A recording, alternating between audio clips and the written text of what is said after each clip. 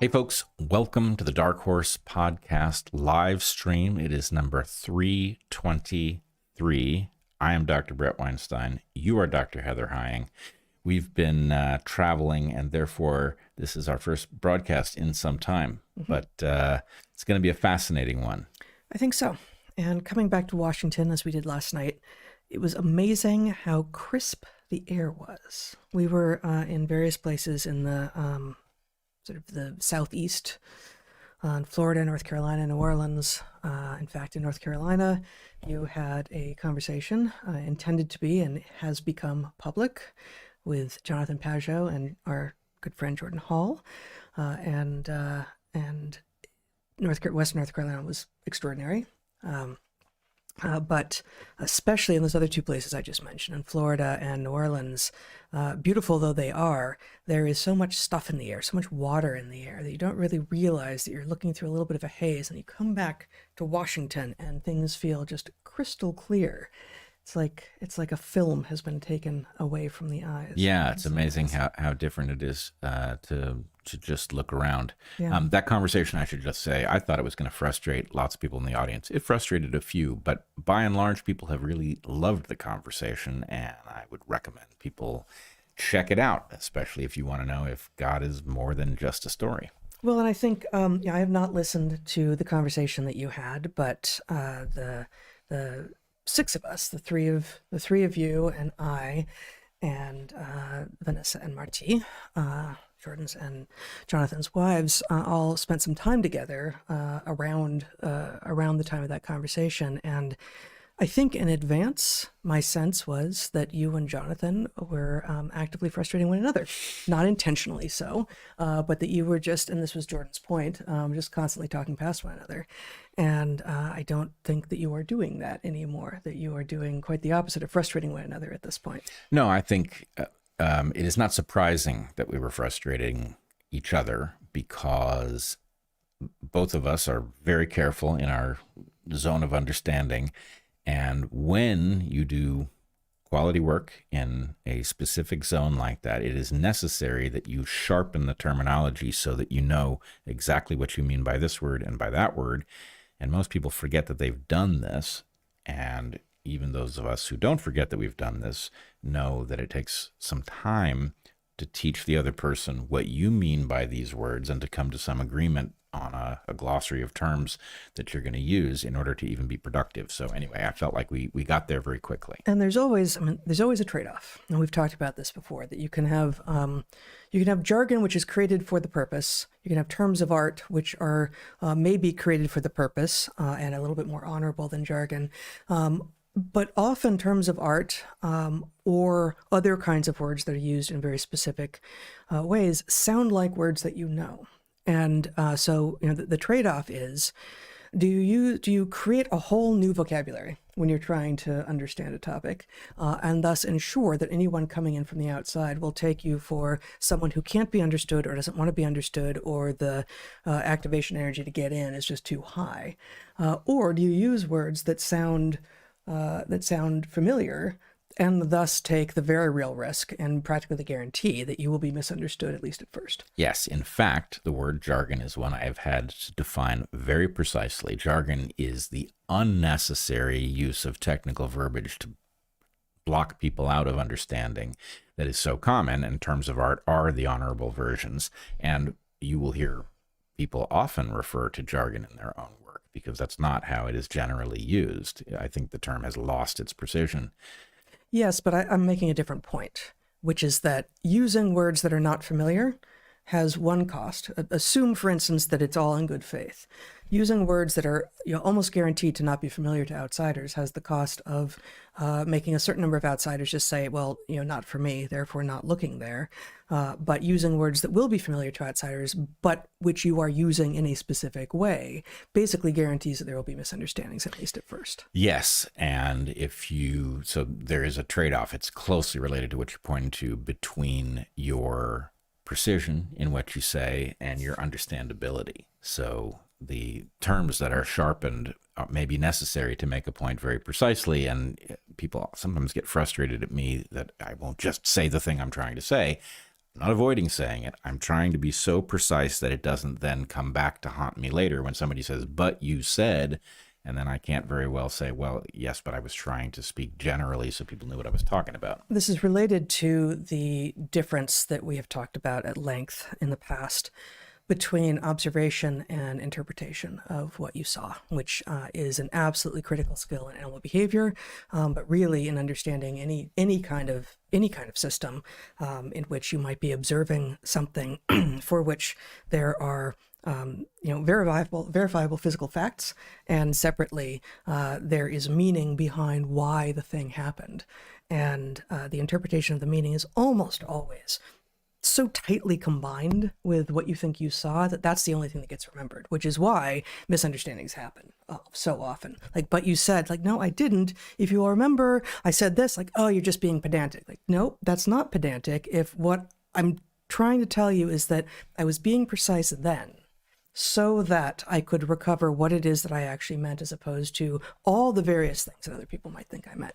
So, I mean, I do think in the end, there's a fundamental, I think, difference in how you and Jonathan and how, we and our friends in that quadrant understand the world, what it is that we believe explains a lot of what we see around us. But that does not mean that we dislike each other, that we find each other's worldviews insane or reprehensible, or that when we do not understand one another, it is because we refuse to or we cannot. There is the possibility for miscommunication that is good faith, and the resolution of that between almost anyone. Yes.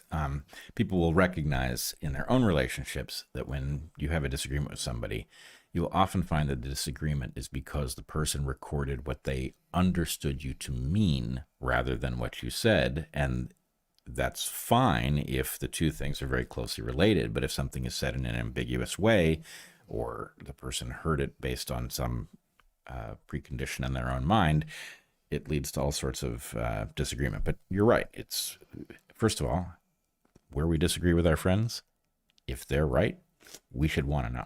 Of course. It's a benefit to having people that you disagree with in your life that you can learn from them. Yes. So we are going to talk about some interesting topics. I will tell you, we're going to start with some biology, but even if biology is not your thing, I think you'll be fascinated by the connections here and what they say generally about the world that we live in. Mm-hmm. All right. Should we get to our sponsors? Let's do it. Near the top of the hour. You're up. An entire continent. All for myself. Our first sponsor this week is brand new to us. It is Lovebird cereal, which makes delicious, nutritious foods. If you took the prop that I brought for you. Yes, I did. Oh, yes. See, it's actual physical stuff. It's not just virtual cereal. If you have cereal in your house, go grab a box right now and read the ingredients.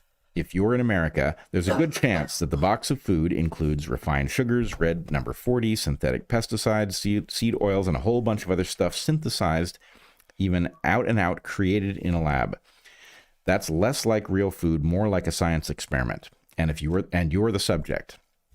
Big Food has engineered these cereals with cheap synthetic junk to drive cravings so that they can make more money. They profit at the expense of your family's health with a TH at the end, believe it or not.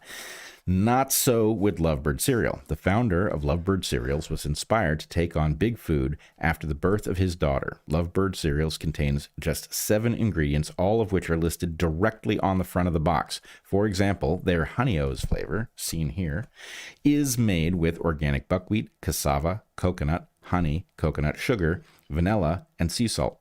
That's it. And I will tell you, when they approached us, we always go through a process of vetting products, and I think both of you and I thought, a cereal, really? That can't be good. We're not going to end up going with this. And then I looked at the box and the list of ingredients, and it was like, wow, this has nothing but good things in it. And then tried it. It is absolutely delicious. Yeah, I had to look hard to find the one remaining box. All right. Guilt No, discharged. it's a good sign. Yeah. Right? No, it's really, really good. Lovebird cereals aren't only delicious, they're organic, grain-free, gluten-free. Yeah. and packed with prebiotic fiber that actually supports your gut health. No refined sugars, no lab-engineered natural flavors, just real ingredients the way nature intended. Lovebird is also third-party tested glyphosate-free. Also, unlike 80% of cereals on the market. And being 100% family-owned, Lovebird can follow its heart, and it does. 20% of their profits go to fighting childhood cancer. Personally, my favorite flavor is cinnamon. Are you ready to take back your breakfast? Go to lovebirdfoods.com/darkhorse and use the code darkhorse for 25% off your first order. You can also find Lovebird cereals at Walmart, Whole Foods, Sprouts, and other major retailers nationwide. Lovebird cereal, join the real food revolution and take back our country's health from big food, box by box. All right. All right. Now you can remove the problem. Our second sponsor this week is Fresh Pressed Olive Oil Club. Have you ever had a relationship with a product that was so uncomplicatedly positive that when you get a box from them, you're over the moon with excitement? That's how it is with Fresh Pressed Olive Oil. Always amazing, never disappointing, perennially delicious and nutritious. Go to getfreshdarkhorse.com and get a bottle of one of the world's finest artisanal olive oils for just $1. Olive oil is a succulent, delicious food that, like pretty much all fats, is best when it's fresh. The fresher, the better. Olives are actually a fruit, making olive oil a kind of fruit juice, which sounds weird, but I don't recommend swigging a whole glass like you would maybe a glass of passion fruit juice, for instance. I have thought about it. Have you? I have thought about it. You've only thought about it. Yeah. It might help with the pollen that is all over the place at the moment. It might help smooth out some of the rough edges. Okay. Olives are a fruit, making olive oil a kind of fruit juice, and like all fruit juices, olive oil is at its peak of flight. I'm not going to be able to read today, apparently. No, you got that. Like all fruit juices, olive oil is at its peak of flavor and nutritional potency when it's fresh pressed. But most supermarket olive oils sit on the shelf for months or even years, growing stale, dull, flavorless, even rancid. The solution is to have fresh pressed artisanal olive oil shipped directly to you after each new harvest, when the oil's flavor and nutrients are at their peak. Once again, go to getfreshdarkhorse.com and get a bottle of one of the world's finest artisanal olive oils, fresh from the new harvest, for just $1. Fresh Pressed Olive Oil Club is the brainchild of T.J. Robinson. Also known as the Olive Oil Hunter, he brings the freshest, most flavorful, nutrient-rich olive oils from harvest to your door. Olive oil is, of course, a cornerstone of Mediterranean diets, but if you've never had excellent fresh olive oil, you may wonder what all the fuss is about. TJ's Farm Fresh oils are incredible. Fat is where the flavor is, and TJ's Farm Fresh olive oils are amazingly flavorful and distinct from one another. We've used several different varietals now across a wide array of delicious foods, as marinades on meat, for roasting vegetables, fresh in salads or drizzled on cold soups or on freshly grilled halloumi cheese. We have made olive oil cake, an Italian pesto, and a Venezuelan green sauce rich in cilantro. Every single varietal we've had is superb, and the health benefits of olive oil are extensive. From being high in antioxidants to helping prevent Alzheimer's, this is a fabulous, flavorful fat that you'll never want to run out of. As an introduction to T.J. Robinson's Fresh Pressed Olive Oil Club, he will send you a full-size $49 bottle of one of the world's finest medicinal olive oils, fresh from the new harvest, for just $1 to help him cover shipping. And there's no commitment to buy anything now or ever. Get your free $49 bottle for just $1 shipping and taste the difference freshness makes. Go to getfreshdarkhorse.com. That's getfreshdarkhorse.com for a free bottle and pay just $1 in shipping. I don't understand how anybody passes up that deal. It's actually, they've put aside a limited quantity of these bottles, and you can get one for almost nothing. Yep. And why wouldn't you? Why wouldn't you? And it also tells you something about everything else they do, because they are banking on the fact that, having tried it, you are very likely to want more. Yeah, but no obligation. If somehow you decide you don't have to. Yep. Fantastic stuff. Our last sponsor this week is Xlear. Xlear is a nasal spray that supports respiratory health. It's widely available online and in stores, and both it and the company that makes it are fantastic. It's Xlear. That's Xlear, but it's pronounced clear. Throughout history, improvements in sanitation and hygiene have had huge impacts on human longevity and quality of life, more so than traditional medical advances. For instance, when doctors started to wash their hands between handling cadavers and helping women give birth, the rate of maternal deaths went way down. Breathing polluted air and drinking tainted water have hugely negative effects on human health. Clean up the air and water, and people get healthier. Nasal hygiene often gets overlooked, but consider that the majority of bacteria and viruses that make us sick enter through our mouth and nose. It has become a cultural norm to wash our hands in order to help stop the spread of disease from person to person, but it's rare that we get sick through our hands.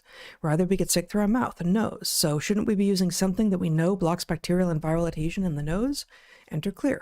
Xlear is a nasal spray that contains xylitol, or xylitol, if you want to continue with the pronunciation of that.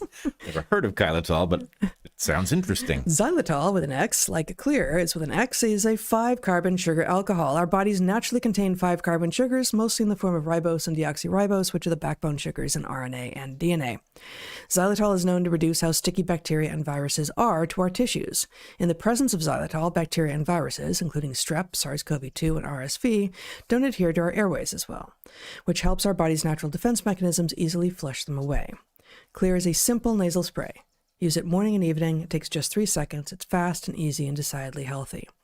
If any of this sounds familiar, perhaps you listened to Bret's conversation with Nathan Jones, founder of Xlear, on the Inside Rail in November of 2024, or to Bret's conversation with Nate's father, Lon Jones, osteopath and inventor of Xlear, on how xylitol interacts with respiratory viruses in May of last year. We recommend those conversations, and we highly recommend Xlear as a daily habit and prophylactic against respiratory illnesses. That's Xlear with an X. Xlear. Get Xlear online or at your pharmacy, grocery store, or natural products retailer, and start taking 6 seconds each day to improve your nasal hygiene and support your respiratory health. I have to tell you, every time I get on an airplane, having used Xlear, and I look at people with their masks, which sadly do not work, I think, here it is, the thing that you can do that actually does help, and it's invisible. It's not a signal to anybody. They don't know you've done it. But That's right. I just feel so much less likely to contract anything from the person coughing next to me. Yeah. No, I don't think since we've been using it, either of us have gotten sick from a plane. Yep. And the first time I got COVID in February of 2020, I feel quite confident that it was precisely from a plane ride out of LA, where we now know SARS-CoV-2 was circulating before anyone official was admitting it. Yeah. That's a sad story. Yeah. That's we've done that. Been there, done that. Done that story. Don't want to do it again. Yeah, indeed. Vultures? Yeah, let's talk about vultures. Let's start with vultures. Not a topic most people think they're that interested in, but wow, is this fascinating. Yeah. So, right, what does it evoke for you? Vultures. You think big, smelly, ugly birds, right? They're a metaphor for taking advantage, for swooping in for a meal before it's quite ready to be eaten. For hanging out, waiting for the death to happen, because they, unlike pretty much anything else in the animal world, are obligate carrion eaters. They don't hunt, they don't kill, although they will sometimes start to eat as an animal is dying. They circle high, and then so when you see the vulture circling, which of course is a metaphor also for what people do when they are coming in for, usually when we use it metaphorically, we think of them coming in for a kill, and vultures, I said, don't actually do the kill. But vultures are always looking for opportunity, and they're grisly because of what they're doing. They're associated with death because what they're doing is eating the freshly dead. Yeah, in fact, the naked head of vultures is because they're sticking their heads into carcasses, and not getting carcass all over you is a benefit. Yeah, exactly. You might even call it an adaptation. You might. If you were ready, it's, as a term of art, it's a fair one. Yeah, indeed. But one of the interesting things about vultures, and we are going to get to a particular story that we were just made aware of this week, and that is based on some what looks like very sound biological research. But one of the interesting things about vultures is that the habit that we've just described of being obligate carrion eaters is an ecological niche, not a single evolutionary lineage. So before I say more about what I mean by that, I will say that this is true of some other things as well. So the poison frogs that I worked on in Madagascar are amazingly similar to the dart poison frogs in the New World that many people will have heard of. Enough so that for a long time, biologists thought, oh, those must be the same. They have too many things in common for them not to have evolved from a single ancestor that had all of those things. Well, no, turns out they are highly convergent, and convergence is one of the really most remarkable things on this planet, in the universe. In fact, I would argue it is one of very few pieces of evidence that actually allows us to understand why creatures are the way they are. That until nature has repeated itself, you don't know, you know, for example, there's only one evolution of feathers, right? Birds have feathers. We still have an active debate about what feathers evolved for. We know many things that they contribute, but it's not just flight. There's other things that feathers do, and we don't have a clear fossil record of when in the order of feathers and flight and endothermy they evolved. And we don't have a convergence. If we had 3 or 4 groups that had evolved feathers, we could say, all right, what is it that's common to the ancestors that first had these things? So yes, convergence is a spectacular kind of evidence when trying to understand why creatures are the way they are, not just who they're related to. But I would also point out, in light of the religious conversation that we have been involved in, that so my point to religious folks recently has been, I got to tell you, the evidence for evolution is better than you think. And that searching for flaws in the story that we tell about Darwinism is all too easy. Darwinists are not doing a great job of filling in the holes of what they've got. But in terms of what Darwin himself said, which we will actually get back to later in the podcast, it's an incredibly robust hypothesis with a spectacular level of evidence. And the hypothesis being evolution? Evolution by natural selection. Mm-hmm. Exactly. And if you believe, it's a fairy tale told by scientists who are behaving in their own religious way, you have to ask yourself the question, if it's not. So my argument to religious folks has been, look, if there's a God, a creator God, that creator God used evolution to make the creatures from one end to the other. And I think it stands to reason that he used this process because it would produce creatures he wouldn't think to produce, that he is surprised by the biota himself.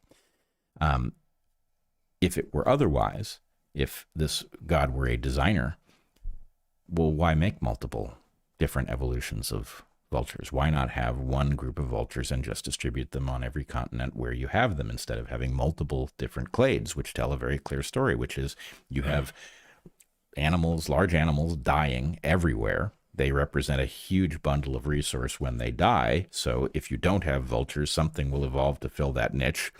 It will end up with a naked head because it is better not to have a head covered in feathers. So anyway, the multiple evolutions is interesting in that discussion as well, I think. It's fascinating, of course. So maybe I'll skip. You just took a bunch of the pieces of the story I was going to tell. So I think I'll skip through and just say another example before we talk about the evidence or what we currently believe to be true about how many times vultures have actually evolved. Like the vulture thing is mangroves is another example. And we've just been in some mangroves, kayaking in mangroves. We have spent time in mangroves in various places in the past. They're extraordinary. Obviously, these saltwater adapted plants that have aerial roots and manage to stabilize themselves in relatively unstable soils, and specifically are able to deal with a high salt load, which most plants cannot do. That seems like a very particular set of adaptations that probably only happened once and then spread. Well, no, because there's a whole lot of coastline in the world, and spreading across vast oceans or across land masses, if your trick is dealing with salt water as a plant, is not going to be as easy as having individual lineages of plants in various places in the world actually come up with a similar solution in various places. So we've got poison frogs, and we've got mangroves, and we've got vultures, and of course there's many, many, many other examples, but those are 3 sort of charismatic and obvious ones.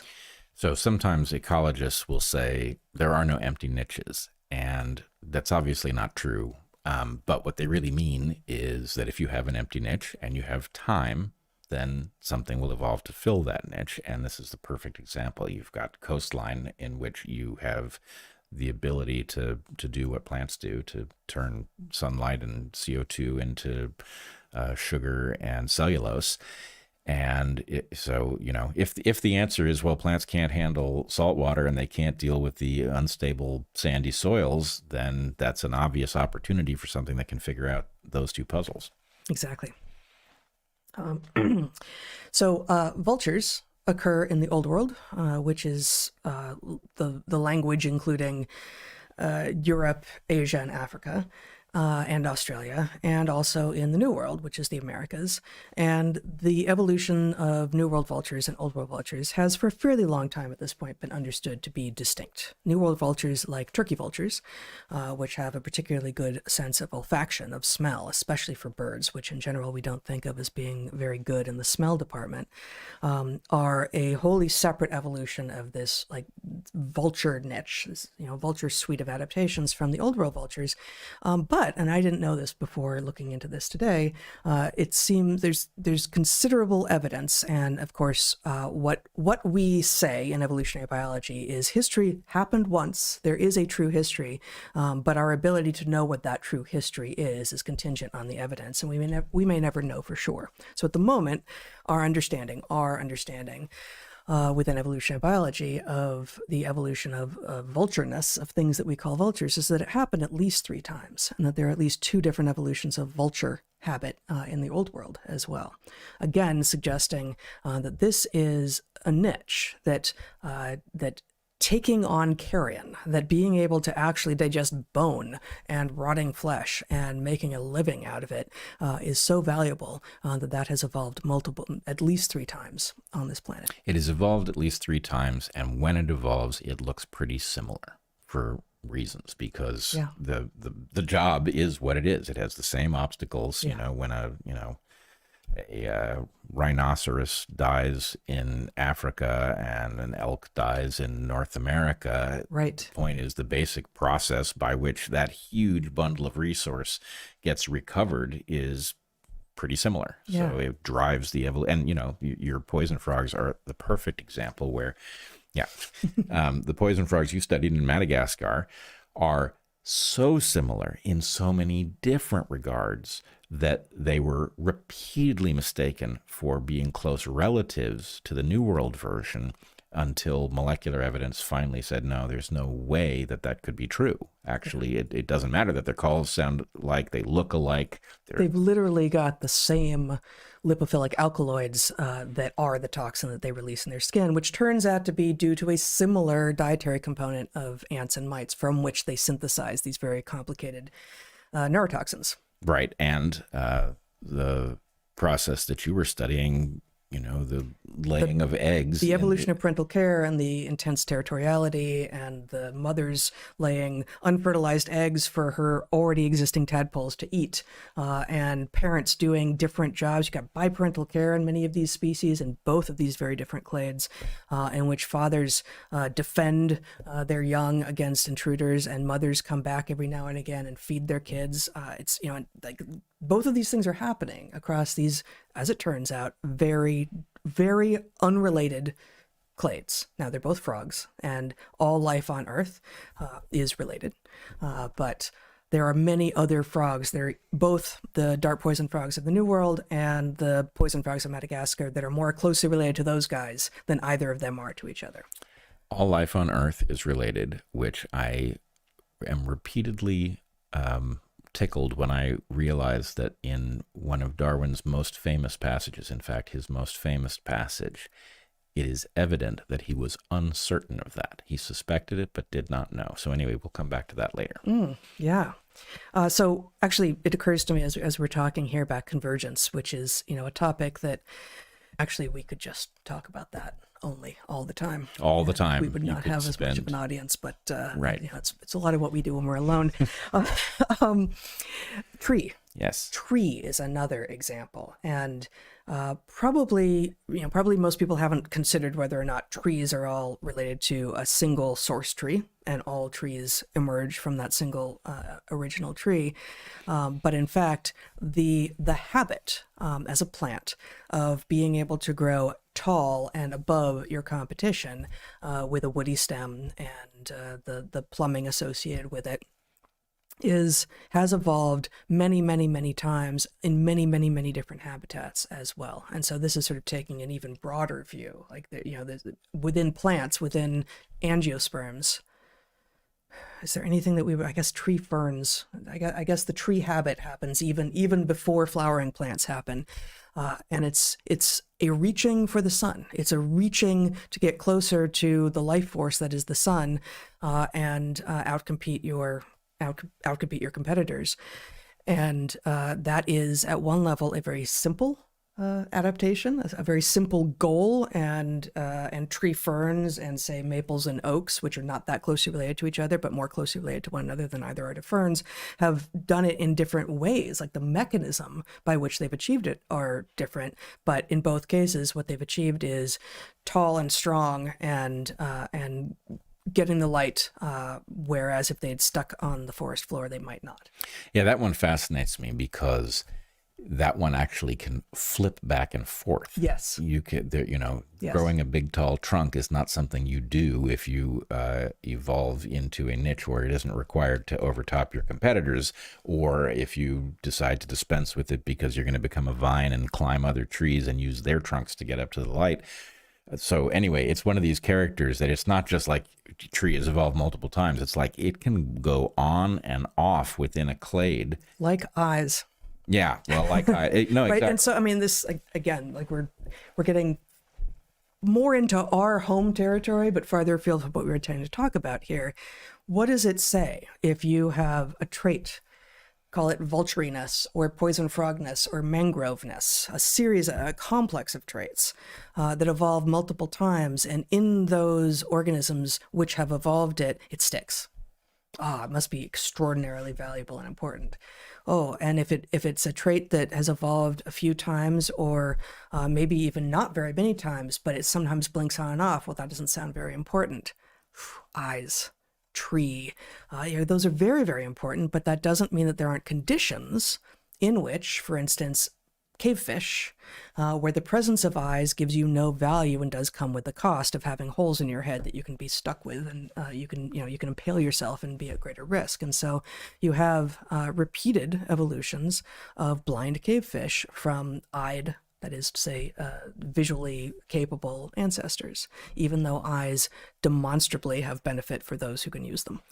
Another one that points toward my interpretation of what the heck was God thinking if there was a creator God? Mm-hmm. If you were going to design animals, you would design them either with or without eyes, depending upon whether they needed them. But what has really happened here is that evolution has found that from the point of view of long-term persistence, having the ability to turn them off when they are just a cost and turn them back on when they become valuable because your population has moved back into the light. That's a secondary adaptation, the switchability. Yeah. Seems like in the case of eyes with the blind cavefish, the best analogy that I've seen that is a match for what we think is going on is it's like a toggle. Yeah. It really is like an on-off switch, which is extraordinary. Whereas, tree habit is, it's more labile, it's more of a continuum. There's plenty of stuff. If you've ever spent time in a forest, not so much in the Pacific Northwest, but in subtropical and tropical forests, and even maple oak forests of the upper Midwest, you have a overstory and several layers of understory. And so it's not just that you can be flat as a plant or tall. There's lots of different ways to be. And the move between tree and other kinds of plant habit is repeated and demonstrates a move into either different climate conditions, different geography, different periods in Earth's history. Yes, and while we have been talking about that, vultures somewhere have been gorging themselves on innards. Innards, yes. And outards, but a lot of innards. Yeah. Okay, you know what? So we're going to be we wanted to talk about vultures because we saw a little story on Twitter that I wasn't sure was true, and so I went looking for the original sources. And one source, and it turns out to be true, but rather than share that tweet, although we'll put it in the show notes, I want to share some excerpts from the main piece of research that is being cited in this tweet that we found. So we've got a 2024 paper by authors Frank and Sudarshan called "The Social Costs of Keystone Species Collapse: Evidence from the Decline of Vultures in India." The abstract being, scientific evidence has documented that we are undergoing a mass extinction of species caused by human activity. However, allocating conservation resources is difficult due to scarce evidence on damages from losing individual species. This paper studies the collapse of vultures in India, triggered by the expiry of a patent on a painkiller. Our results suggest the functional extinction of vultures, efficient scavengers who remove carcasses from the environment, increased human mortality by over 4% because of a large negative shock to sanitation. We quantify damages at $69.4 billion per year. These results suggest high returns to conserving keystone species such as vultures. Now, I'm going to share several pieces from this paper. It's a very long paper. And the abstract is not as good as the rest of the paper. The abstract reads, and you and I will be familiar with this, as a typical sort of, we're embedded in ecology, we're embedded in conservation biology. First, we have to prove how dire the situation is and how much only ecologists can be the one to come to the rescue, because we're going to be the ones to understand what's going on. And the rest of the paper really doesn't read that way. You don't need, actually, in order to appreciate this story and recognize welcome to complex systems, that's where we are. You don't need to be thinking, I don't think, in terms of the mass extinction of species that is in fact happening all over the planet, because what is happening in this case is due to a very specific, as they say in the abstract, the expiration of a patent on a painkiller. So, expiration of a patent on a painkiller, a 4% increase in mortality of humans, and tens of billions of dollars lost. So that's the reason that this story caused you and me both to stop in our tracks, right. Is we understand that these things can happen, but it's rare that you really see the connections that will take something of, I don't care if you're not interested in biology. Right. Something happened in a market that affected something in biology that had impacts on a huge number of families who lost somebody, and tens of billions of dollars evaporated. Yeah. That's amazing power, and to have the goods on it is pretty fascinating. That's amazing, and one of the places this does come back to the kind of language that we used to be embedded in is this idea of charismatic megafauna. Right, that the conservation organizations like World Wildlife Fund and Conservation International and such, some of which I have been involved with because Madagascar is sort of divvied up its big areas under the domain of one or the other of the big conservation organizations. Of course, try to get people interested by putting the charismatic megafauna, the cute fuzzy organisms, in front of you and saying these things are at risk. And if they started trying to pitch their conservation efforts with vultures, it would be a much harder sell, right? It would be a much harder sell. And unfortunately, that's where they are, is trying to sell the idea that these things matter. And this story is important in part because this is megafauna. These are big visible animals. When you say vulture to someone, everyone has an idea of what it means, but no one thinks they're charismatic. I mean, they actually are full of charisma, but almost everyone kind of thinks they're gross because they have this ability to destroy tissue in a way that is a little terrifying and a little grotesque. I also just, in passing, want to point out, you and I have had productive discussions before. We have a slight disagreement over this, but I've tried to make the point that if you want to conserve the world, which I think is actually our top obligation, to deliver to the next generation a world that is no worse and maybe better than the one that we inherited, and that we are falling down on that obligation, but that in order to do that, the best way to do it is to prioritize human well-being in the broad sense, to realize that future generations have the right to live in a world with orcas and rhinoceroses and all of those things. But you don't want to get in the way if it turns out that there is a net benefit to humans to exterminating Anopheles mosquitoes because it reduces the malaria burden. Now, I'm not saying that that would be the net effect, but if you found that that was the net effect of that, you don't want to start saying, well, the Anopheles mosquito has a right to exist. Smallpox has a right to exist, right? So this story does a very good job of pointing out why, if your point is, look, we are about human well-being indefinitely into the future, why you have to be very careful with things like patents. Really? Patents have an impact on human well-being in some general sense. It's at a magnitude worth considering. Well, apparently they do.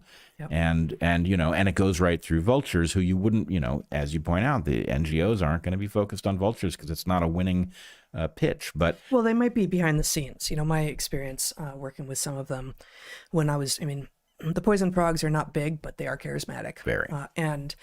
But the fact is that they were helping fund research of all sorts of things. But the little or the subtle or the perceived as gross organisms are not going to make the cover of the mailings. Yeah, and I'm not saying that they're not interested in preserving habitat's really where it's at for Absolutely. all of these things, but preserving habitat requires it requires an understanding of what it is that threatens it, which we will get to, and it also requires you to have a pitch for the public, which does inevitably involve pandas and elephants polar and bears wolves and all the famous creatures. Yep. All right, so that's the abstract from this piece, and the next page here is, I'm just going to wait for that to come up before I put it up. Yep, so the next, the introduction begins with a quote from Charles Darwin, which is disgusting. That was his observation of a vulture off the deck of the Beagle in 1835. that was his sense of what was going on there. We, again, the authors of this 2024 paper, write, we are in the midst of the sixth mass extinction in the history of the planet, likely induced by human activity. Since 1900, 477 vertebrate species have become globally extinct in the wild, at a rate about 100 times higher than the background level estimated between the 5 previous mass extinctions. Local extinctions, where a species disappears from a wild in a part of the world, are even more common. Well before local extinction, severely deteriorated wildlife populations may no longer be capable of filling their role in the ecosystem, resulting in what ecologists refer to as functional extinctions. And they're giving us that background in part because vultures are not fully extinct in India, but their numbers have declined so radically that they are not doing what they used to do. So I've put together some excerpts here. This is not I'm eliding a lot of the paper because it's a long paper. Vultures as ecosystem sanitizers. Now, I've never heard an organism described as a sanitizer before, but I think it's apt. The ecological and epidemiological dynamics of scavengers, pathogens, and infectious diseases help explain the causal link between diminishing vulture populations and human health. While some animal species will feed on carrion if available, for vultures it is the only source of food. As a result, vultures have evolved as very efficient scavengers. High stomach acidity, up to 100 times more acidic than the stomach of humans, reflects one of the key adaptations that allows vultures to safely consume carrion, and also results in most bacteria not surviving their digestive system. Vultures are uniquely effective at reducing a carcass to its bones, and can consume the carrion of an entire cow within 40 minutes. Other scavenging species, such as dogs and rats, not only leave the flesh behind and therefore do not solve the sanitation problem, but also transmit various diseases, including rabies. Recent experimental evidence confirms that vultures do not have a good functional replacement in the ecosystem. Yeah, the acidity point is really interesting, especially in light of the fact, I think most people don't really realize what stomach acid does. Yeah. In part, it breaks down things that need to be broken down chemically because you haven't chewed them well enough to access the materials in them. But another thing it does is it ensures that if what you're eating isn't perfectly clean, which it often isn't. I mean, even if you are, sitting in a cans on your food and the fly was somewhere disgusting a moment before, you're going to eat it, and the likelihood is you're not going to get sick. Why? Because it goes directly into this extremely hostile environment where a pathogen is likely to perish. So, in that context, think about the lousy medical advice people have been given with respect to things that diminish the production of stomach acid, told that, this is the cause of acid reflux. And so we're tinkering with the level of acidity of stomachs, and we're not measuring the consequences of doing that. Now, we live in a world that has been sanitized for us, health departments and all make that less of a serious consideration. But nonetheless, you're meddling in a complex system, and you have no idea how much of what you experience is the result of indirect effects in that context. Yeah, we're making ourselves soft and fragile. And vultures are anything but soft and fragile. But what we've done there, inadvertently, to be fair, is gotten rid of the vultures. So the sudden population collapse of Indian vultures, again from this 2024 paper. Vultures were once a ubiquitous sight across India, with a population that may have exceeded 50 million birds. In the course of a few years, in the second half of the 1990s, the number of Indian vultures in the wild fell by over 95%. Today, the three species that made up the bulk of the population are all critically endangered, with a few thousand birds left in the wild. From 50 million, maybe, an estimate, to a few thousand. Extraordinary. The decline of vultures in India is the fastest of a bird species in recorded history and the largest in magnitude since the extinction of the passenger pigeon in the United States. Wow. Yeah. Here, a little later in the paper, they say the cause of vultures' death was initially mysterious.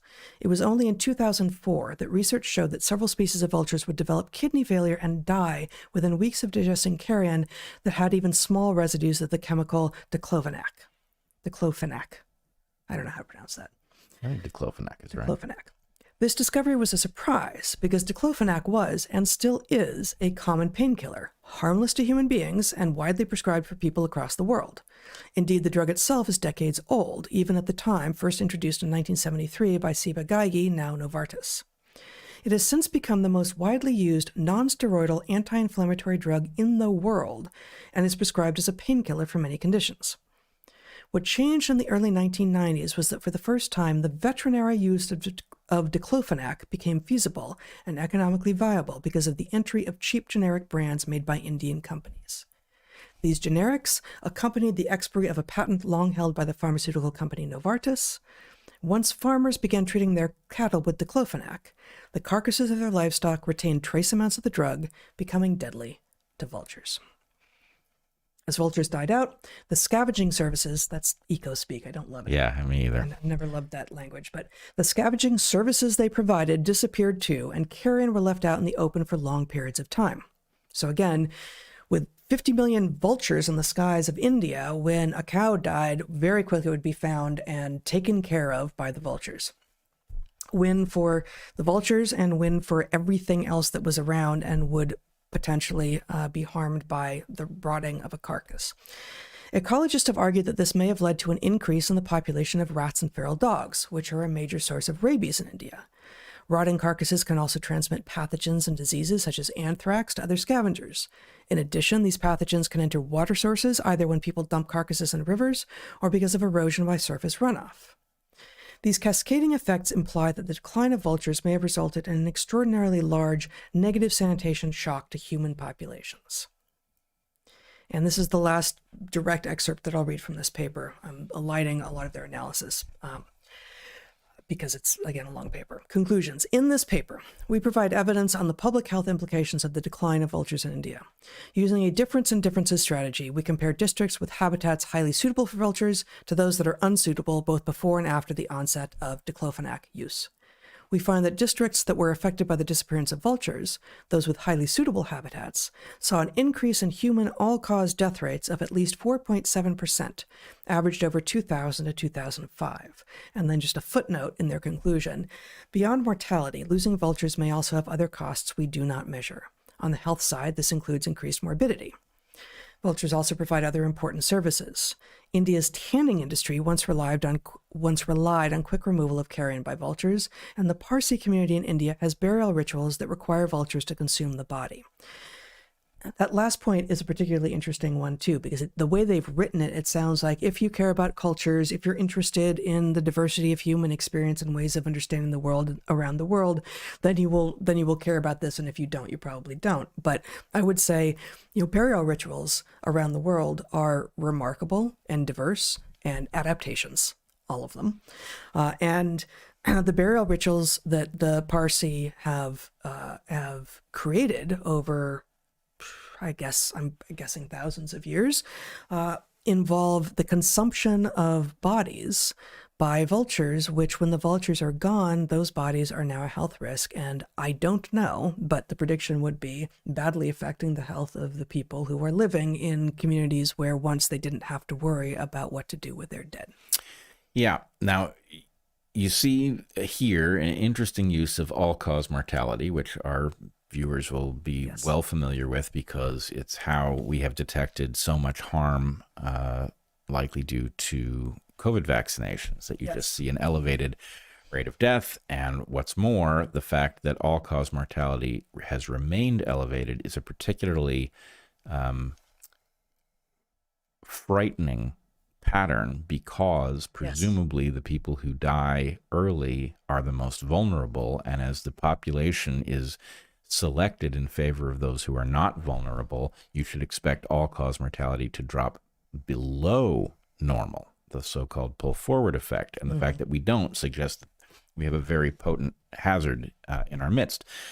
But in this case, you can see an indirect effect, not even really of the existence of this drug, but about economic viability of the drug for animals. It was kept to humans before this because it was expensive, because it was under patent. And at the point that it got expired, you have generic versions of the drug, and it's enough to kill off these vultures. And did you say it was 500,000? What was the estimated number of human deaths? You remember it? In any case, it was almost 5% elevated excess mortality. I don't know that we have that number. But, tens of thousands, hundreds of thousands of deaths, and not just deaths. This isn't, Right. Increase in morbidity, of course, because being around the things that will live in carcasses, the things that will live and thrive in carcasses have health risks that may not kill you, but may shorten your life or decrease the quality of your life while you are alive. Right. Also, the deaths that do happen, many of them are perfectly horrible. I don't know that there's a worse way to go than rabies, right? Losing your mind, terrible suffering. It's just an awful way to go. Right. And so, reducing the suffering of livestock with a cheap drug that then causes the massive suffering of humans through a somewhat convoluted chain of cause and effect is stunning. Yeah, go ahead. Well, so this original post that we saw, and you can put this up on the screen now if you like, from a guy named Anish Munka, describes exactly what I've said here in the first part of the tweet, which I assessed. And I did assess the second part of what he argues too, but I don't have as much of a deep dive. So I'm just going to read what he says. Africa is running the same experiment with different chemicals. A January 2024 study in the journal Nature, Ecology, and Evolution went through 42 species of African birds of prey and found 88% of them shrinking, with vultures and eagles falling fastest. The poison this time is carborfuran, a farm pesticide poachers smear on dead elephants and lions. The point, and so this is different, the point here is actually to kill the vultures that circle overhead, because circling vultures show rangers where the poaching happened. 3 poisoned elephants killed 537 vultures in a single 2019 incident in Botswana. I did fact check that. That is absolutely true. In May 2025, 1 poisoned elephant in Kruger National Park killed 123 more in a morning. And then it wraps up with the same arguments that we've just made. So we have two, in some ways, very different situations. The inadvertent use of a poison, of a drug that is apparently safe in humans, who knows really, totally deadly in vultures. Now vultures are being exposed to it because it came out of patent and is being used in the cattle that the vultures feast on in India. Vultures dying, people dying, tremendous loss of wealth as well, not because anyone was intentionally trying to kill vultures, but we've got a similar story happening in Africa because people are trying to kill vultures, because some people are poaching animals and don't want anyone to find out. Right. And this also has this weird economic twist to it, because why are they poaching animals? they're poaching animals for luxury goods. Yes. Right. For ivory and for, Skins and for elite, for ingredients for ingredients some cuisines. for Chinese medicine. So anyway, you've got these luxury goods that are resulting in presumably Africans dying Yes. horrible deaths as a result of the same destruction of vultures, in this case, intentionally being poisoned. So the welcome to complex systems message here is like blinking bright red. An intervention, the artificially elevated price of a luxury good is resulting in the deaths of people thousands of miles away due to diseases that you would never think of. This has something to do with ivory being sold, in some black market somewhere, but it does. That's right. But there's also this just sort of, did you have more on the vulture story? There's also just a general pattern of these kinds of connections. And when we started talking about this vulture story, I realized that actually this is one of the things that Darwin had marveled at as he had begun to unpack the story of natural selection and how it creates adaptation. He had begun to realize how interconnected all of these things were, and he remarked on it several times in The Origin of Species. And I wanted to read that. I mean, for one thing, if you've never actually read Darwin and he's just, a figure in an encyclopedia to you, you won't realize how different he was from what modern scientists sound like, right? He wrote in a way that you would not be allowed to write now, right? Well, he was a naturalist, and naturalists aren't seen in polite company with scientists mostly anymore. And I mean, I think I certainly consider myself a naturalist.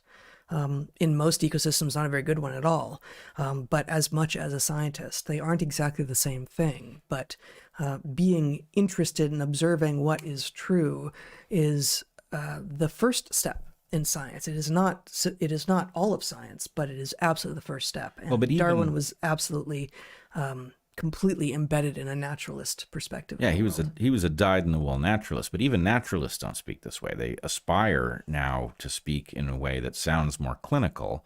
And, I mean, but this of course is true across every domain. This is why the social sciences try to sound like hard sciences, why history and philosophy, like everything has been sold as bill of goods about the reductionist, scientistic as opposed to scientific, data-driven, number-driven way that some highly clinical applied research does sound. Like that's the only way you can sound if you're going to be taken seriously. Well, of course, naturalists are doing that as well. Right, and it's such a terrible mistake because, frankly, all of the real greats had this sort of joy in what they were thinking about, candor and how they were comprehending it. And for us to have tried to make it sound like this is not an imaginative process at all is, well, Dawkins has this thing, I forget where he presented it, but he argues that Darwin's theory of natural selection is the greatest theory anyone ever had. And his basis for that is the equation. The value of a theory is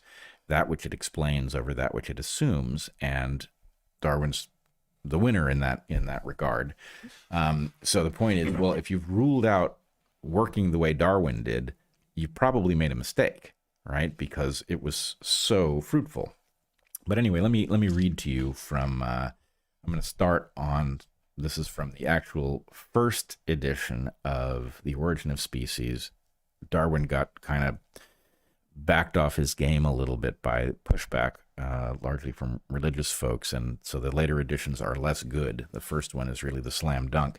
So I went and dug up the first version, and I'm going to read from page 71 here.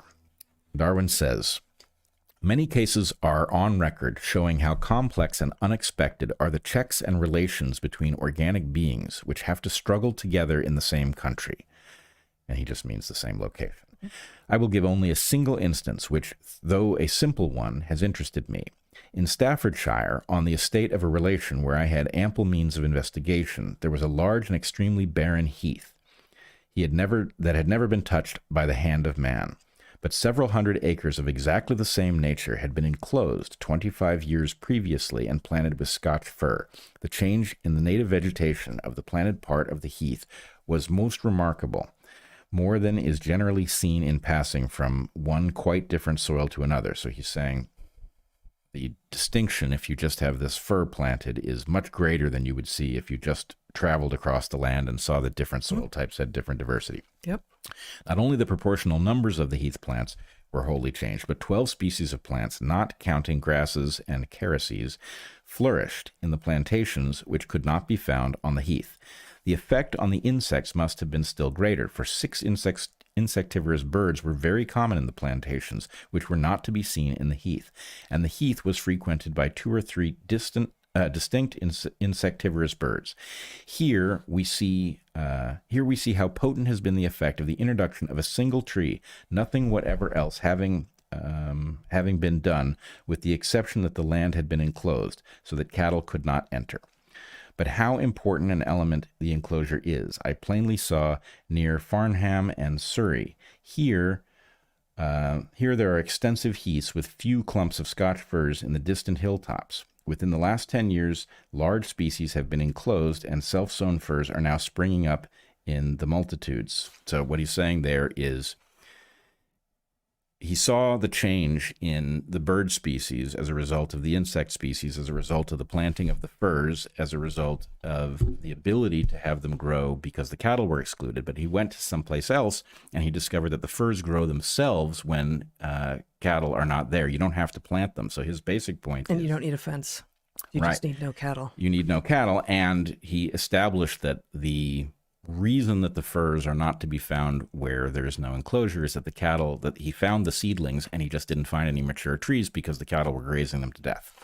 So anyway, he spots this thing, and he's struck by it. And the next one is even better. This is from page Looks like 73. 73. He says, from experiments which I have tried, I have found that the visits of bees, if not indispensable, are at least highly beneficial to the fertilization of our clovers. But humblebees, I wonder if humblebee is how it was said. Does that really say humblebee? I think it says bumblebee. Are you? No, I don't think so, because that's a B and that's an H. Oh, you're right. Okay. It says humblebees. Yeah, it says humblebees. So maybe humblebees, maybe we call them bumblebees, but they were originally called humblebees. I'm not sure. But he says, Humblebees alone. Humblebees alone visit the common red clover, as other bees cannot reach the nectar. Hence, I have very little doubt that if the whole genus of humblebees became extinct or very rare or wholly In England. Yeah, you're right. That's the first line. extinct or very rare in England, the hearties and red clover would become very rare or wholly disappear. The number of humblebees in any district depends in great degree on the number of field mice, which destroy their combs and nests, and Mr. H. Newman, who has long attended to the habits of humblebees, believes that, quote, more than 2/3 of them are thus destroyed over all England. Now the number of he has now ended the quote. Now the number of mice is largely dependent, as everyone knows, on the number of cats, and Mr. Newman says, quote, near villages and small towns I have found the nests of humblebees more numerous than elsewhere, which I attribute to the number of cats that destroy the mice, end quote.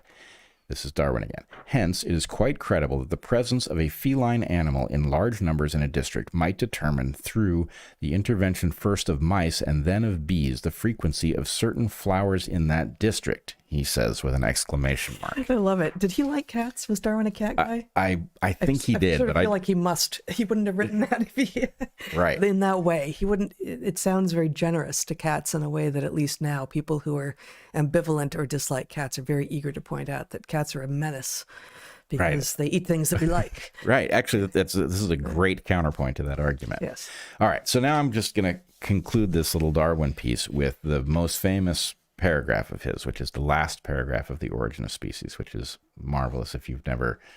That's page 71 again. I put page 71 again. Yeah. Okay.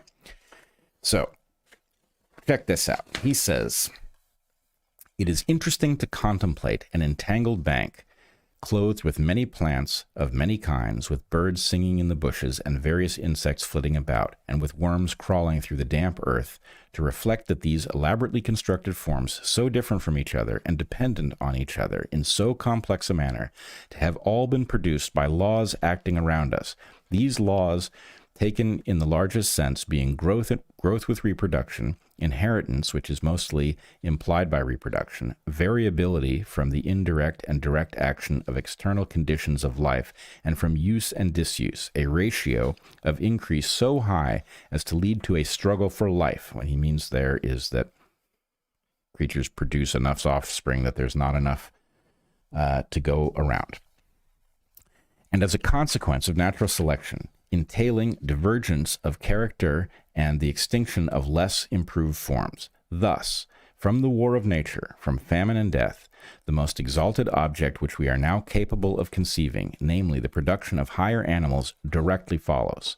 There is a grandeur in this view of life, with its several powers, having been originally breathed into a few forms or into one, and that whilst this planet has gone cycling according to the fixed law of gravity, from so simple a beginning, endless forms, most beautiful and most wonderful, have been and are being evolved. So I do note that last sentence. He says that this power exists in, it was breathed into one, several, or one original form, indicating that he's not sure how many trees of life there are. We now know because we have molecular evidence that allows us to see it. Mm-hmm. But I always find it interesting that he left open the possibility that there was more than one tree of life. But nonetheless, because he had a precision about it, that naturalism has a reputation of being kind of vague and hand wavy, just like thinking about adaptation does. But you can be poetic and see beauty and see grandeur and endless forms most beautiful and wonderful, and also be precise, such that when you go back, he doesn't want to have been shamed and told he was wrong about everything because he insisted that there was one when there were in fact many, or that he insisted that there were many when in fact there were one. So he leaves open possibilities when he doesn't have an intuition or knowledge about what is right. And that is actually how we should all be behaving, whether or not we think of ourselves as scientists or not. And I will also point out that he is writing in a context that we have trouble recovering. So you and I talk about 1859 as the year everything happened. It was the year of the Carrington event. It was the year of the pig war here on San Juan's. It was the year of the publication of The Origin of Species. But it was also the year of the publication of Pasteur's work on life coming from other life. And the relevance of that here is that before Pasteur did his work, people had the experience of leaving yogurt or fruit out on the counter, and suddenly life erupted. And they were not certain that it was not new life emerging. And so it took his careful work. There's this famous experiment he did where he took, I think it was broth, and he sterilized it, what we would now call pasteurized it, by heating it so that there could be nothing living in it. And he left it sitting on the counter. And in one of he had two similar glass devices, one of which had effectively a sink trap. If you ever look below your sink, you've got that U shape. Yep. That U shape is supposed to trap water so that nothing from your sewer makes it back into your house, right? So the same shape in a toilet. Right, exactly. So that U shape, he had one apparatus with the U shape blocking anything from getting into the broth. Mm-hmm. And then the other one, he literally broke it off, right? So that the device was identical, except for the fact that it had exposure to the air. And wouldn't you know it, life emerged in the one that was exposed to the air, and it didn't emerge in the other, proving that life comes from other life. So Darwin was not working with the benefit of certainty of that. He didn't know. I think even at the point of publication, I think he probably didn't know about Pasteur's result. Mm-hmm. And so to be working in that context, he's making a grand... And he, of course, had been writing this book for, decades. He published late in the process of his own understandings. Right. So at the very least, he didn't know that for the vast majority of time during which he was developing his theory of evolution. Right. Nobody knew it for the majority of that time. And I will just point out Darwin basically was motivated to publish because Wallace happened on the same idea and wrote to him.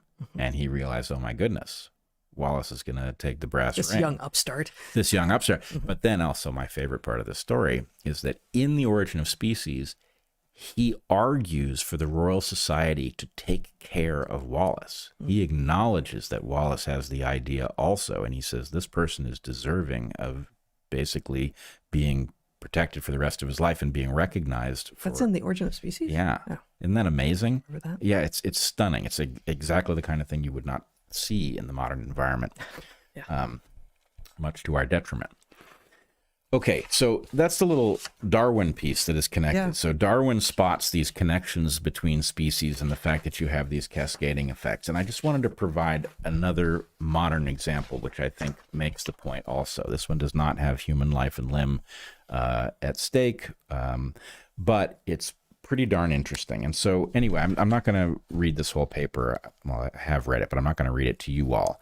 But what it's about is about the effect of, well, a series of things. The most important of them has to do with what happens when killer whales start eating sea otters. And so anyway, here I'll read you. When's it published? This is 1998, and it's published in Science, and it's Estes et al. So here's the abstract. It says, after nearly a century of recovering from overhunting, sea otter populations are in abrupt decline over large areas of western Alaska. Increased killer whale predation is the likely cause of these declines. Elevated sea urchin density and the consequent deforestation of kelp beds in the nearshore community demonstrate that the otter's keystone role has been reduced or eliminated. This chain of interactions was probably initiated by anthropogenic changes in the offshore oceanic ecosystem. So the paper's very good. They basically have to go through a lot of indirect evidence to establish that the decline in the otters is actually the result of hunting by killer whales, which do not typically hunt sea otters. And what they speculate is that the reason that the killer whales have shifted in the direction of hunting otters, which are frankly pretty small for a killer whale, so wouldn't ordinarily be worth it. And fast and smart too. Seems like a real challenge. Yeah, it's challenging and it's not a huge reward. And of course, that's the reason that these otters are in spectacular decline, is to the extent that the killer whales are feeding on them. You know, one sea otter is just a snack. And so anyway, they're having a profound effect. And the question is, well, why did the killer whales switch to the sea otters? And the answer... Can I interrupt? Yes. Is this a picture you took in Alaska? Yes, that is a picture I took in Alaska? of a sea otter in Alaska. You and I were in a kayak, which accounts for the marvelous the vantage point right down at eye level. This is one I took on shore at Elkhorn Slough in California, where there's a marvelous population of otters. That's Alaska again. But in any case, the reason that they conclude that the killer whales have likely shifted to sea otters has to do with the decline, the radical decline in the presence of stellar sea lions and harbor seals, which feed on fish. And so it is actually, they trace it to, at least in part, the massive growth in the fisheries, which... Point of order. Yes. Stellar sea lions are big. Yes. Orcas hunt stellar sea lions? Apparently. Wow. Apparently they do. Okay. Oh, this is a video I took also from kayak of a stellar sea lion here in the San Juans doing something very bizarre. Couldn't figure out what he was up to. Semaphore, I think. Yeah, that actually, Jacob and I were out on kayaks. I think this is in February, actually, a weird time to be out on kayaks. But yeah, so that gigantic and frightening Jacob Shockey, our friend and former student, who works with beavers and has been a Dark Horse guest. Yes. So anyway, again, what you have is you have something like the harvest of salmon, mostly, impacting some native marine mammals, the harbor seals and the stellar sea lions, which are then starving the orcas, which are, of course, super resourceful and capable of coming up with a contingency plan, which in this case is sea otters, resulting in the devastation of the sea otters, which results in an explosion in sea urchins, which results in the devastation of the kelp beds. And that's a pretty long chain. But once again, it's kind of what you expect because it's the way nature works. It's a web. As Darwin was pointing out. Mm-hmm. Anyway, so I guess the point is, A, welcome to complex systems. Yes. B, be very careful about intervening, because when you intervene, you have no idea whether, your generic veterinary medicine is going to result in, hundreds of thousands of people dying of rabies, but that's a possibility through a mechanism you couldn't possibly have predicted in advance. And be careful of shallow understandings. Your pain med that's apparently harmless in humans, and I remain to be convinced that any of this is completely harmless in anyone. But the idea that these drugs have wildly different effects on other organisms is something that dog owners are aware of, right? That there's some common substances that are very dangerous for dogs that most humans would have around, and they have to be very careful not to give to their dogs. Well, gosh, humans and dogs are pretty similar. It's surprising that they should have such different challenges than we do, and so there's a lot of other things in that we are sharing the planet with that are going to have very different sensitivities. And of course, we know this because it's the basis for pesticides and insecticides and herbicides, right? We know that we think, entirely challenge, say, grasses or cicadas and not in any way challenge ourselves, except that we do. Right, glyphosate doesn't turn out to be just bad for everyone else. It's not good for us either. So the simplicity of our analyses is part of what is getting in the way here. It's a welcome to complex systems issue. It's a boy do we have hubris issue. Like, oh, vultures, okay, I guess they do a job, but they're kind of gross. Wouldn't dogs and rats do the same job? Be careful what you wish for. Dogs and rats do not do the same job. They don't do it nearly as well, and they bring diseases that vultures do not. Because the vultures are built for it because of a very long history of doing that job. This is a case where the specialist nature of vultures is part of what makes them, so special. In fact, it was part of what makes them absolutely irreplaceable, because none of the other things that would be doing their jobs are only doing that job. Yes, they're like safe recyclers of the materials in these dead animals. I would point out your point about the painkiller, which is thought to be safe, but you have your doubts. This is another one of these same issues, because all of the NSAIDs turn out to do what we think is heart damage, but what I think is actually body-wide damage that just gets understood in the heart first. We've seen that pattern very clearly with things like Vioxx. But why have these things been brought to the market? Well, longtime viewers will know the story about the elongation of mouse telomeres resulting in test animals that we use for drug safety testing, who have an incredible capacity to replace damaged tissue, so much so that they may actually live longer if you give them a poison, because it functions as a chemotherapy against the tumors that all domestic mice have. But I will remind people of the beginning of that story. Why do the mice have the long telomeres? Well, it is the only hypothesis standing. My hypothesis is that it is the result of a breeding protocol in the colonies where we produce these mice, designed to reduce the cost of making them, right? This is a cost-saving measure that causes the breeding colonies to only breed young animals, which causes the late life effects to disappear from the selective environment in the colony, which then causes the mice not to be a good measure of how toxic a drug is, which then results in a drug coming onto the market that does damage to the body that we didn't anticipate because it didn't show up in our safety tests. So it's another one of these cascades. And, what we mean when we say welcome to complex systems is you cannot intervene in a complex system and predict the outcome with precision. You will have unintended consequences every time. That's the only guaranteed fact about intervening in a complex system. And if you don't anticipate that, you're going to be constantly injuring yourself, which is it's so much the important question of this moment, where we are making a massive intervention into the complex system that is our civilization, with, a lot of stories about what might happen, but really the answer is nobody knows. There are certain things that seem very likely, but nobody knows where we're headed now, because the intervention is so big and the complex system is so elaborate that the cascading effects, we'll never, even after the fact, we'll be debating what happened.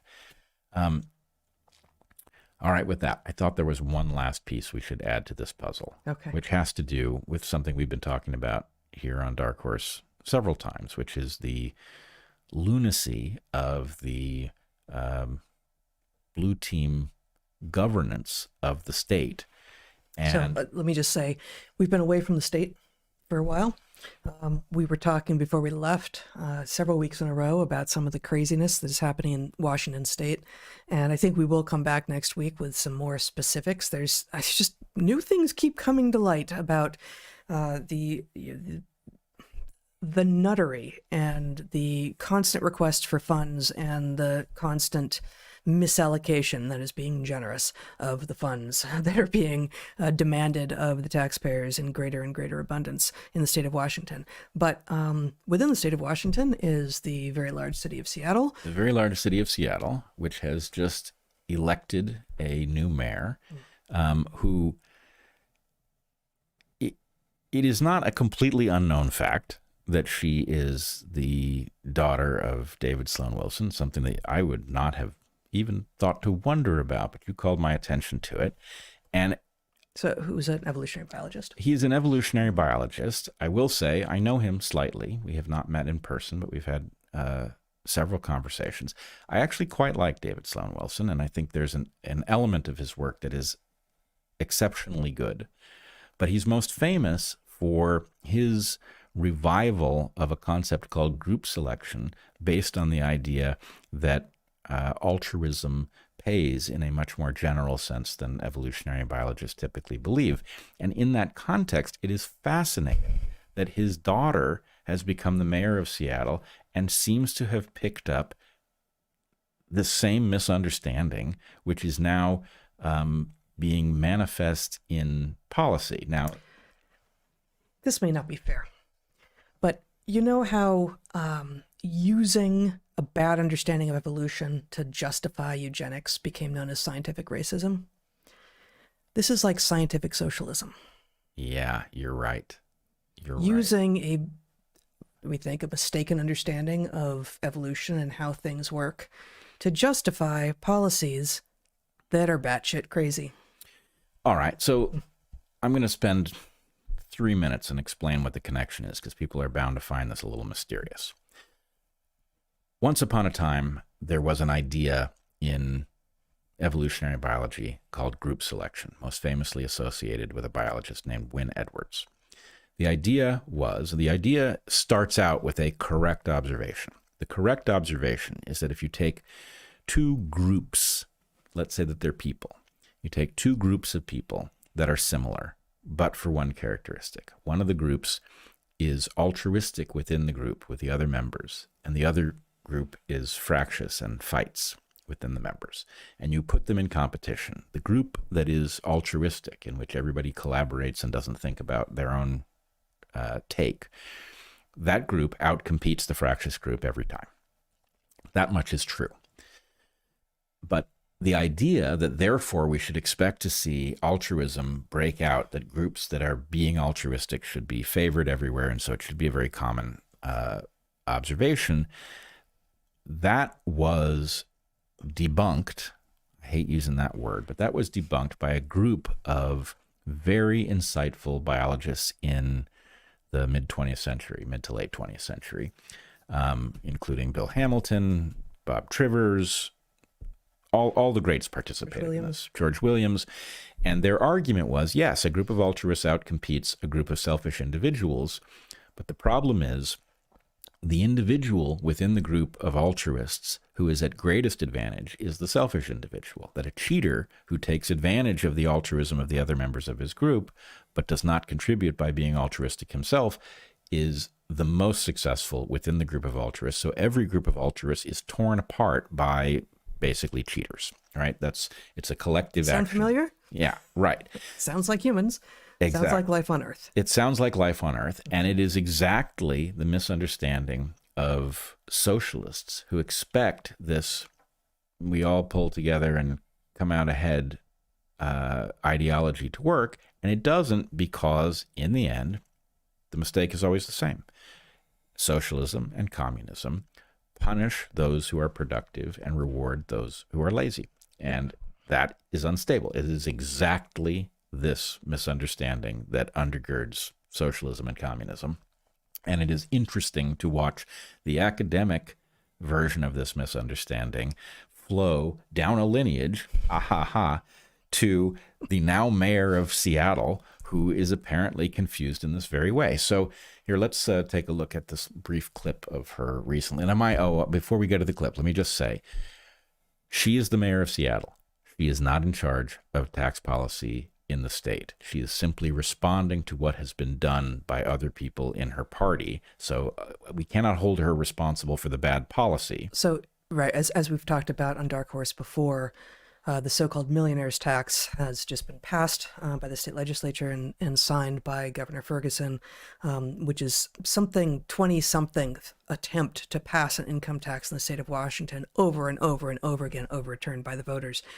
This time not overturnable due to more sleights of hand and ridiculous, nefarious behavior by the lawmakers. So now, for the first time, Washington State has an income tax. Oh, but it only affects people making $1 million or more. Oh, it's not people, it's couples making $1 million or more. Oh, let's immediately consider whether or not we should drop that to $125,000 or more. And everyone grants that just because this is currently a tax restricted to the wealthy does not in any way suggest that it will continue to be restricted to the wealthy. All right. In fact, the game theory is going to require it to be extended for reasons that we'll talk about here in a second. But right. let's hear from Katie Wilson.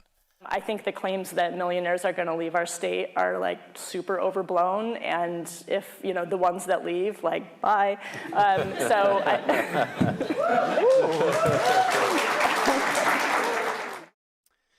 So first of all, she does the thing where it's like, the thing you're saying isn't true, and also, if it is, it's great. Yeah. Like, she has both of those positions at the same time.